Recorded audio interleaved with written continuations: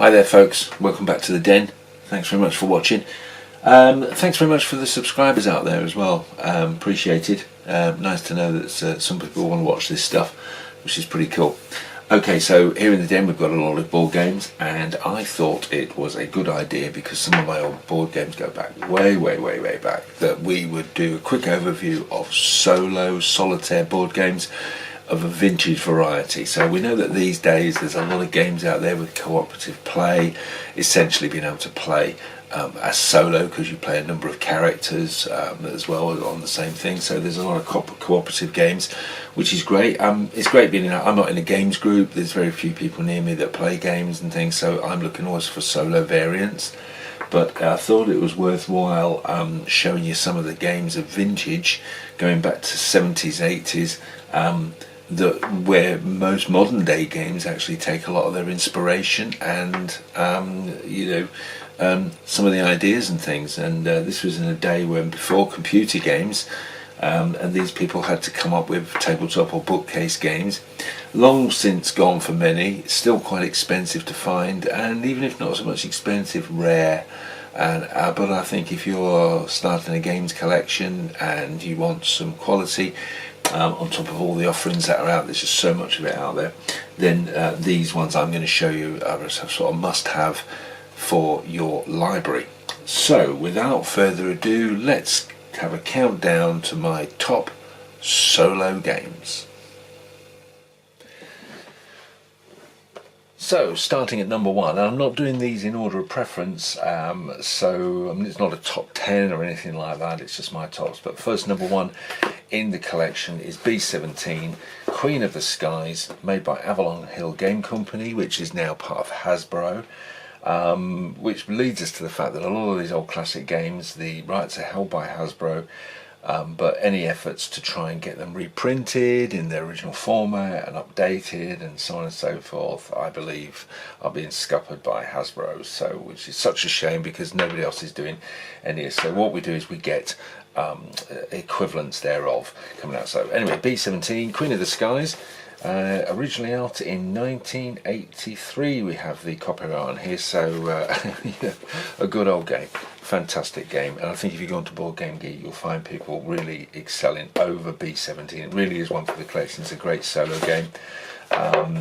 It's basically, you are in command of a B17 flying missions across. Now you'll notice I've got extra baggies on here, because if you go onto the files for Board Game Geek, you can get yourself loads of graphic files that you can then cut out and update your tokens, because obviously the tokens of the originals were a little bland, but good for the day.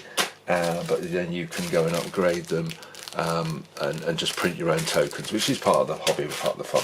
So there you are. You're going to be operating a B17, you're going to go on a mission, fly certain missions, have contacts, all done on nice heavyweight boards, and you're going to have the crew roster, okay, and hit notes and things like that, and you're going to have names from there, and the mission takes you through, and you're going to have a sort of continuous campaign there, and seeing how people get towards the end. What I must say very quickly, it's a very tense game. You do get not an attraction, but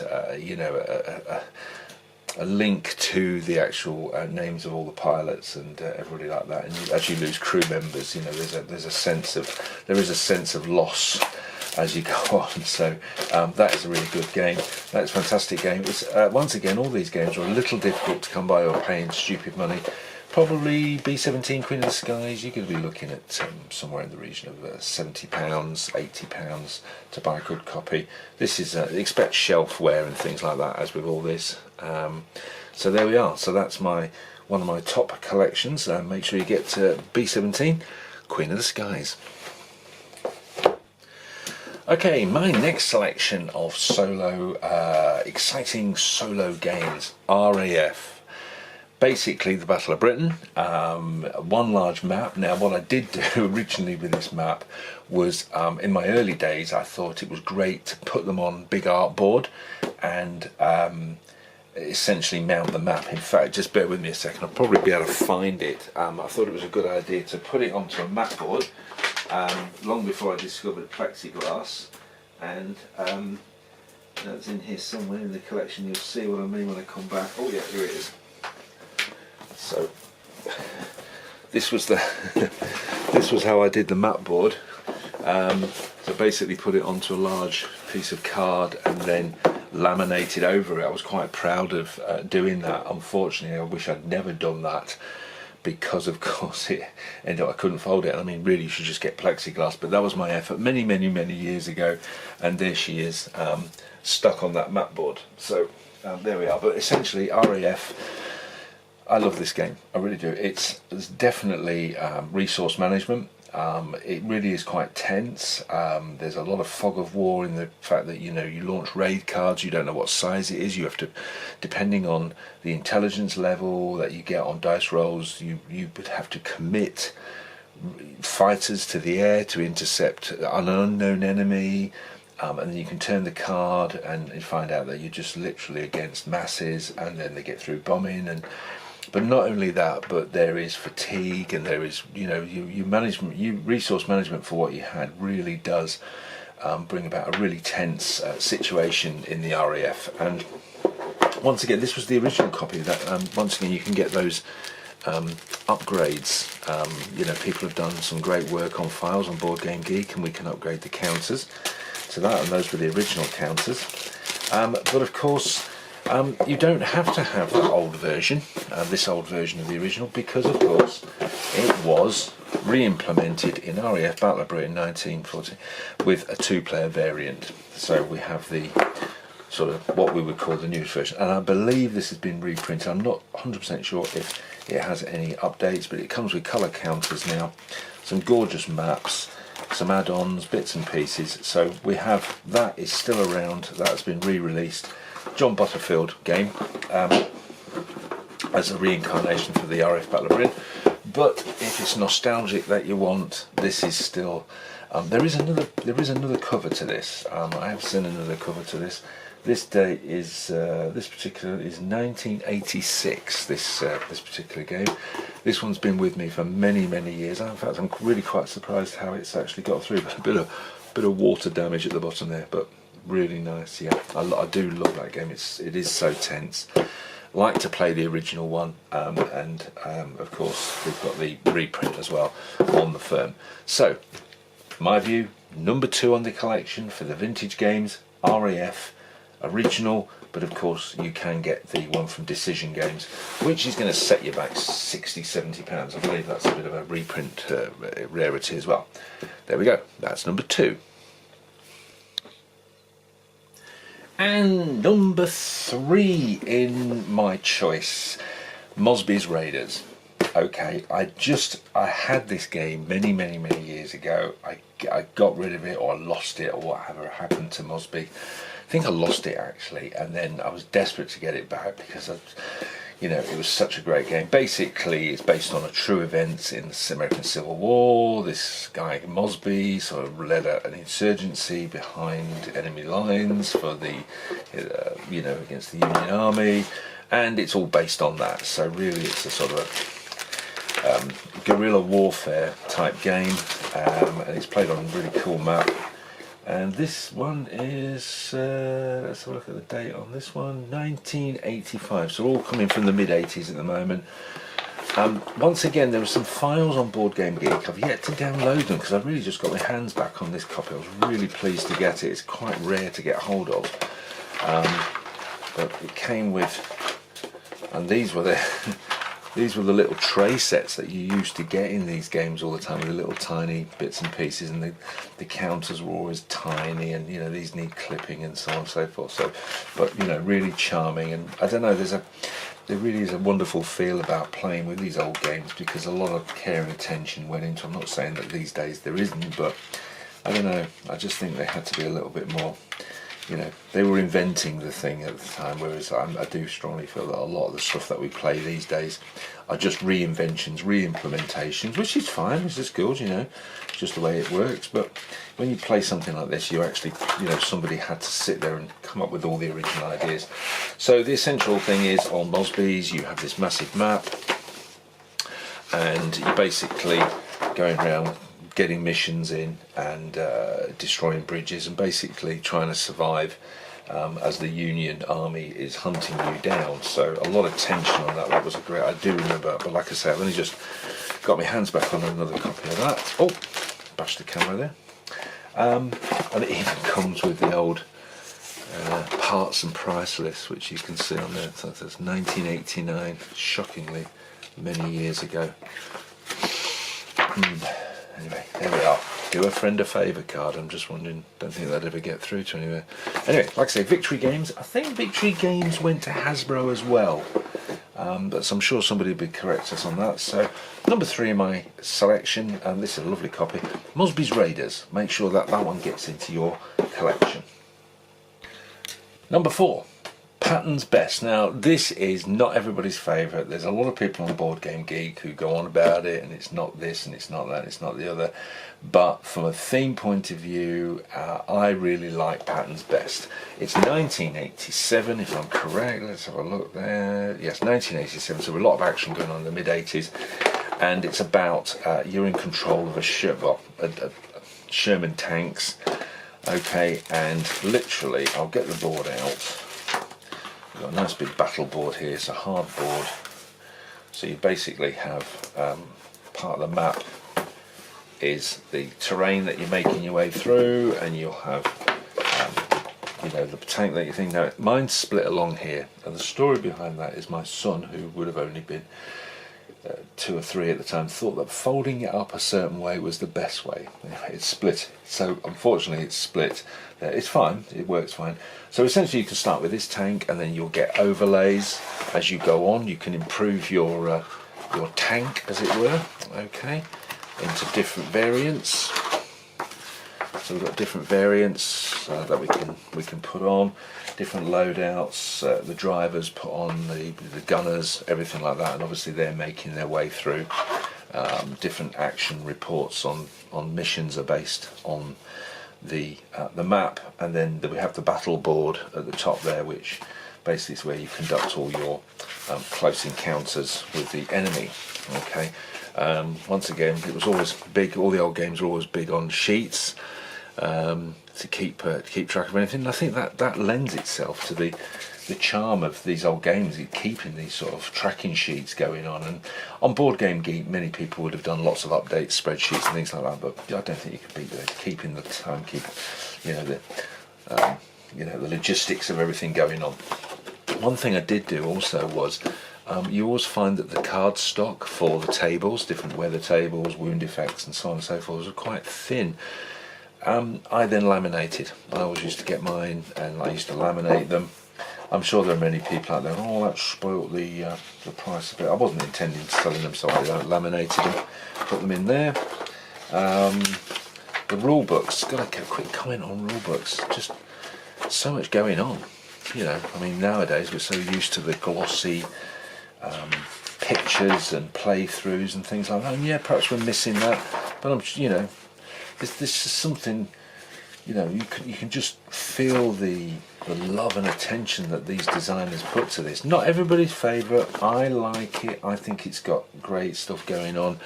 But I'm a more casual player and just play it for what it's worth. But I'm sure there are people out there who would make a job out of picking holes in everything. So there we are for that particular one. Some nice little offering from 1987. Patton's Best. So, keeping with the aerial theme and coming back to the Battle of Britain type thing, a nice little number. This is an absolutely gorgeous copy. I mean, I think this came through shrink wrap from Canada of all places, Avalon Hill, but gone to Hasbro. Battle of Britain, but this is more based on not multiple aircraft, on individual, only a few aircraft. You only control 1 or 2 aircraft at a time. You do have a rotational, Okay, once again it's based on raids and them coming through. I'm actually started a playthrough on this and setting up videos, so keep an eye out on the channel for that. Once again, those gorgeous rules, lots of backstory as well, which was really nice, and you'll see that a lot of the time. Backstory of, I mean, this is common in a lot of games, but there is a nice amount there. This isn't overly complicated, London's Burning. Quite a good simple playthrough. Nice mounted map boards, 2 of them actually. It's very resource management, where we can actually play the raids out, and we have the different enemies coming in. We have you know, a lot of fatigue. We have once again, it's a resource management thing.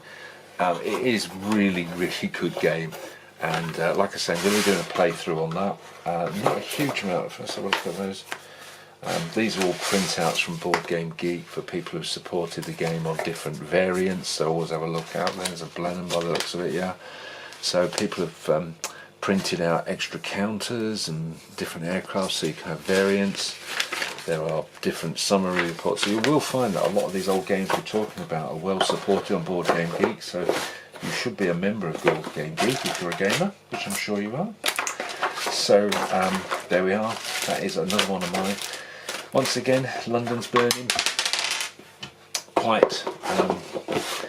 can be quite difficult to get hold of, but if you're starting a collection, that has really got to be in there, and I think you'll get many hours of enjoyment from that. So, London's Burning, my next choice. Next one. This is the ultimate, I think, in vintage game. Complexity, yes and no. It will take you some time to get your head around the rules. There are some online tutorials for it. It is a very heavyweight game, but it is an amazing game from an AI point of view. The suspense really does get you, and it's about carrier warfare in the South Pacific campaign. This date for this particular game is, let's just triple check on here, 1990, so 28 years old, as many of the others were 30 plus years old, and she's there in a full glory. And here we have just all the original chits, and there is a lot of them. Once again, I have seen this come up on Board Game Geek for fairly cheap money, and if you do see a copy, get it because it's just a classic game. And I think what it is the suspense that you get. You know, the enemy can suddenly just appear out of nowhere. If your intel is, it's just crazy. Once again, oh, look at this. This is a map I never mounted, so that's good. Played on, you know, really nice, and considering the age of everything, there's the map which you lay everything else out on. A lot of resource management going on. Player cards. I haven't laminated these for some reason. I think because they're they're open outs, reduction charts, so lots of charts and things. A few notes that you can get on. Obviously a Avalon Hill Victory Games leaflet. So charts again. These are some log sheets and that were done by fans, people, and bits and pieces on there. But honestly, this is Carrier is definitely a very deep learning curve. I mean, these are the rules. Just let's go here. Look at this. We're at rules here. Well, this is no backstory. This is the rules. Look at that nice big picture there, just to break it up. But these are the rules, and admittedly they do break them down. But it's a very involved game, a lot going on. And if you're really into getting involved into something like that and getting a meaty game, that is what you want. So Carrier there, lots of little chits. I don't think the fan base has actually remade these chits, and I don't think you need to have to. I think if you're playing anything like this, you want to play the original and feel the nostalgia, and somebody's had to program that, so that's absolutely amazing. So there we are. Carrier, Southwest Pacific Campaign, 1942-1943, by Victory Games. If you see one at the right money, buy it. it's just so rare to get hold of. So there we are. So that's my next selection, Carrier. My last one, and I'm not saying they are in any particular order of preference, but if I was to have to just walk away with one game from the collection, it would be Raid on Saint-Nazaire, and it follows the real-time Commando Raid on Saint-Nazaire pens, docks, for which was, what would we say, a failure, success? Either way, it was, it was a high casualty rate. It's about the raid, and the first opening part is about the ships that come in, and you're caught in searchlights, and basically what happens is before you've even got your troops on the ground, you could be decimated at sea, and then try and make the intelligence of the enemy is excellent. It really does. You if you get on, you want to get through that barrage, you want to get undetected as early as possible to get most men on the ground to get your mission done and to move on. But it's a relentless enemy. The tension is fantastic. It's a wonderful, wonderful game, and I'm quite privileged to have this one in the sense that I've got this one and I've got this copy. Once again, we've got game logs with the individuals, historical individuals, and these get wiped out as they go on. But here, look at this, unpunched, and Saint-Nazaire. Let's see, what date is it? 1987. 1987. So 31 years now. Yeah, there is, damn it. And there's the unpunched version, so I've got to unpunch that. I had a punch version, I punched the version before, sold it, and then thought, what have I done? Because you tend to go through things like that, it's just stupidity on your clear out. I'm not going to play that game again. And you end up going, oh my goodness, what happened? Very light rule book, not a great deal or is it? Have you seen the size of the text? It's tiny. So, but not a thick rule book, but expect text.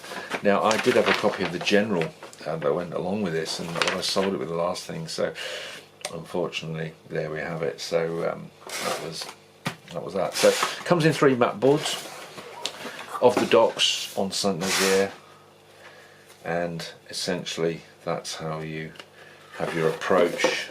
You'll have your approach shipping coming in before you can land at certain points, and once again you probably get decimated whilst you're out there, lose shipping, and then get on there and get on with the mission.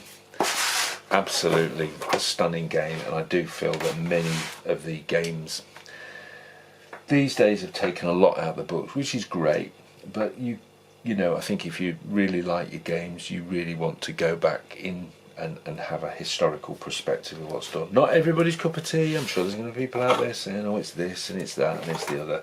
Like I say, I'm commenting on a casual gamer's point of view. I loved it. Gave me experience. So Saint-Nazaire, that is definitely one up for the collection. Once again, extremely rare to get hold of. If you can get it, be expecting to pay anywhere between £70–80 for it. But it holds its value. With all these games I've shown you, many people would say Pattern's best. You're not going to be out of pocket. You can have it, own it, enjoy it, and sell it on from there, and people will take it from you. But there we are. Saint-Nazaire would be my choice if I was to choose one. But there is so much great stuff there. I would strongly suggest that you go away, have a look on Board Game Geek, and buy them all. That's probably the best thing. Anyway, thanks very much for watching. Happy gaming, and until next time, that's Gavin from Gavin the Den.